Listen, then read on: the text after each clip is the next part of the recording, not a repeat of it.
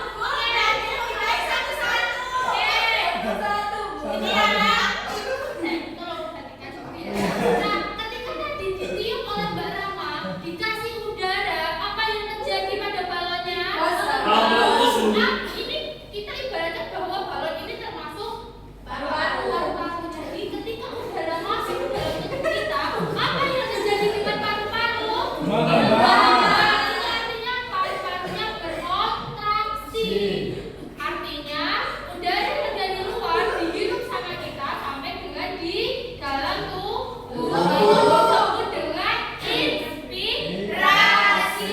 Nah, setelah dilepaskan, balonnya kemudian mengempes lagi nih, mengendur lagi. Berarti paru-parunya apa tandanya? Berkontraksi atau berelaksasi? Berarti ketika paru-parunya berelaksasi, udara yang ada dalam tubuh kita keluar. Itu yang dinamakan ekspirasi. Sekarang paham? Oke, tadi ada yang pilek, siapa yang pilek? Oke, kita ibaratkan bahwa pilek ini adalah ingus pilek. Ini ibaratnya ini adalah gangguan pada pernafasan yang kita masukkan ke dalam sedotan. Gimana, Bu? Ayo, Mbak, kita masukkan. Kalian bagus.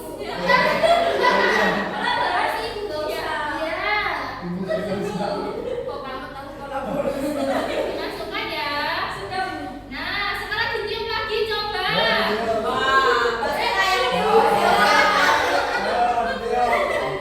sekarang ditiup lagi. Coba ditiup lagi, Mbak Sarah. Oke, kalau misalkan nih ada hambatannya di sini dalam sistem pernapasan kita, salurannya, kira-kira balonnya yang di sini bisa mengembangkan.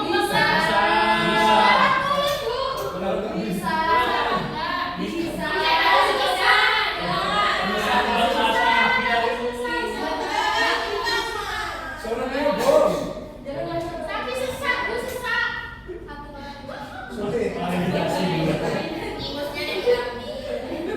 Coba ya, ayo. Nah, bukan bisa.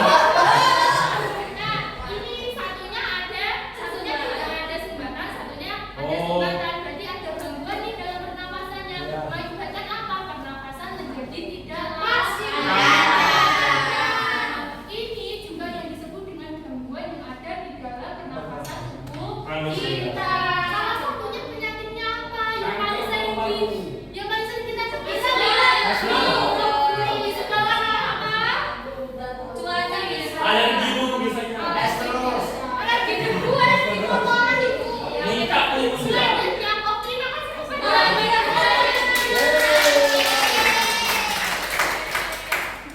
Nah, selanjutnya kita akan menampilkan sebuah video. Nah, simak ya.